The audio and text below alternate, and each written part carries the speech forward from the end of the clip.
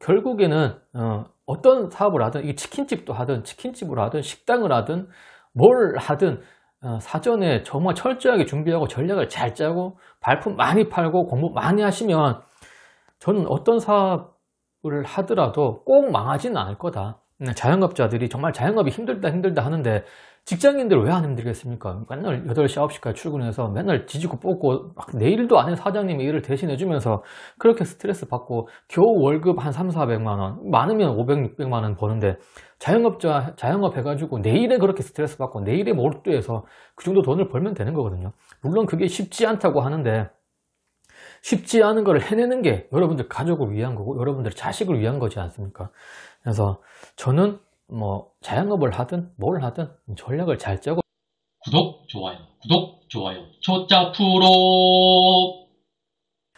네, 반갑습니다 여러분. 행복한 은퇴 생활을 즐기고 있는 초짜 프로 초프로입니다. 이번 영상에서도 창업에 대한 이야기입니다. 스터디 카페 창업과 대용량 커피 전문점 창업. 그 대용량 커피라고 하면은 뭐 메가커피, 백다방, 하삼동, 봄봄, 원유로, 뭐 컴포즈, 더벤티 이런 것들 약간 1,500원 아메리카노 그냥 1,500원에서 2,000원 하는 그런 대용량 커피 전문점 창업과 그다음에 스터디 카페 창업을 좀 비교하면서 이야기를 좀 할 거고요.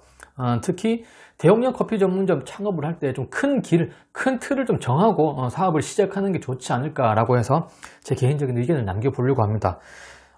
스터디 카페도 마찬가지겠지만 특히 저도 대용량 커피 전문점을 계속해서 지금 이제 공부를 하고 조사를 하고 있는데요.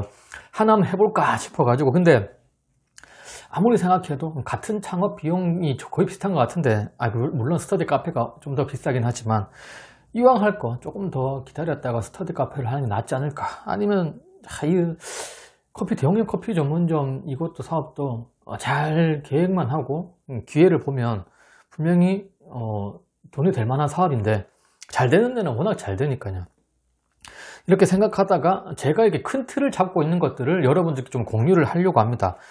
특히 스터디 카페뿐만 아니라 대용량 커피 전문점은 큰 카테고리로 두 가지, 일단 생계형으로 갈 것인가 아니면 한 사업적으로 갈 것인가, 이 두 개를 먼저 나누어 놓고 시작해야 될 것 같아요.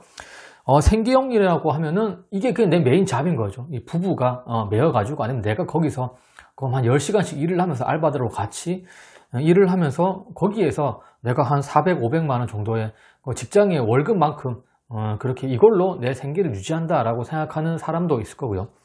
아니면 나는 사업형이다. 사업으로기 때문에 나는 이거 풀 오토로 돌려가지고 다 알바생 쓰고 그 시간에는 다른 사업을 또 하겠다. 또 다른 소득의 용도를 찾겠다. 하지만 수익은 뭐 100만 원에서 300만 원만 벌어도 된다. 이렇게 생각하시는 분도 있을 겁니다. 왜냐면 은행 이자보다는 좋으니까요.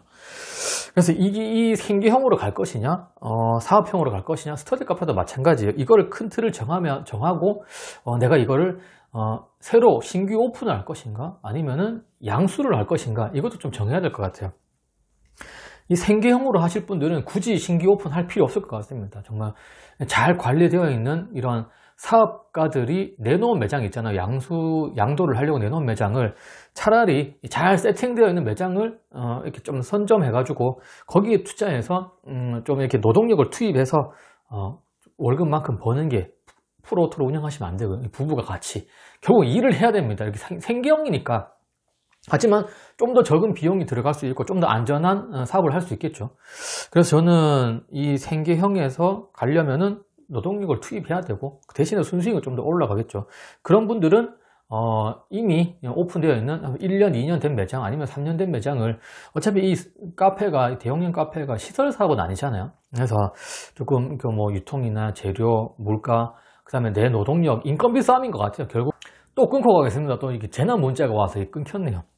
그래서 인건비를 얼마큼 세이브 하느냐가 이 생계형 대용량 커피 전문점의 이런 전략일 것 같고요. 인건비 싸움인 것 같더라고요. 제가 아무리 매장을 많이 돌아다녀 봐도, 그리고 이렇게 양도 하려고 나온 매장의 점주님들의 얘기를 들어봐도 결국은 자기가 일을 하는 만큼 가져간다고 하더라고요. 이게 생계형인 것 같아요. 그래서 굳이 생계형이신 분들이 이게 프랜차이즈 본사와 이렇게 좀 딜을 하면서 밀당을 하면서 이렇게 좀 사기당할 수도 있는 거잖아요. 좀 안 좋은 상권 이런 거에. 그런 머리를 쓰지 마시고요. 그냥 양수를 해가지고 나는 여기에서 뭐 쭉 일을 하면서 돈을 벌겠다. 학비도 내야 되고 학원도 보내야 되고 밥도 사 먹어야 되고 그런 분들은 양수, 그 다음에 사업형 이런 분들은 결국 프로 돌려서 내가 일을 하지 않고 그냥 알바로 다 돌린 다음에 순수히 한 200 정도만 200 정도는 빠지겠더라고요. 잘만 하면은.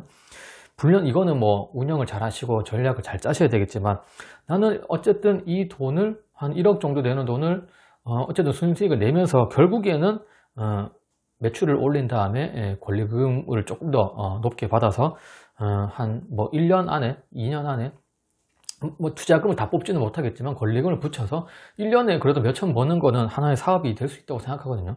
이런 분들은 당연히 이런 분들은 이런 영상을 안 보실 겁니다. 이미 그분들은 사업가이기 때문에 저보다 훨씬 뛰어난 사업가고 저보다 뛰어난 선배 사업가들이기 때문에 다 아실 겁니다. 이건 빨리 치고 빠지는 전략이 꼭 필요하다는 것들을. 그래서 이런 분들은 여러 가지 매장을 오토로 돌릴 겁니다.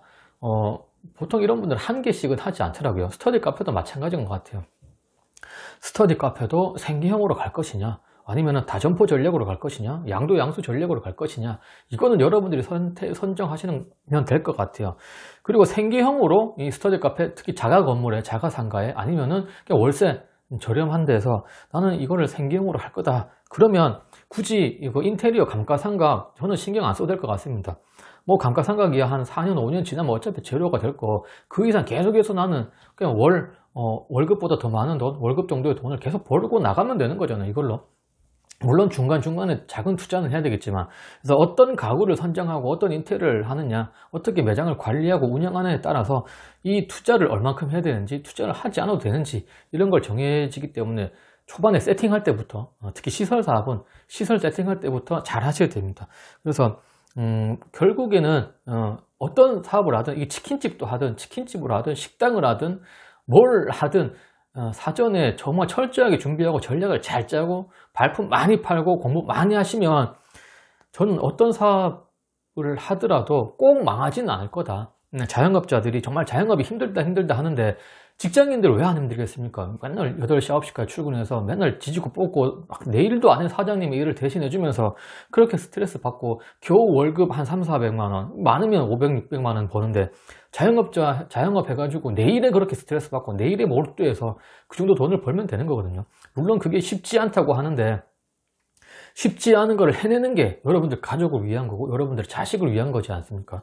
그래서 저는 뭐 자영업을 하든 뭘 하든 전략을 잘 짜고 준비만 하면 안 되는 거는 없지 않을까 해보고 판단해도 늦지 않다라고 저는 생각합니다. 해보지도 않고 후회하지 마십시오. 이게 해보고 후회해도 정말 인생은 짧습니다. 안녕히 계십시오. 구독, 좋아요, 초짜 프로.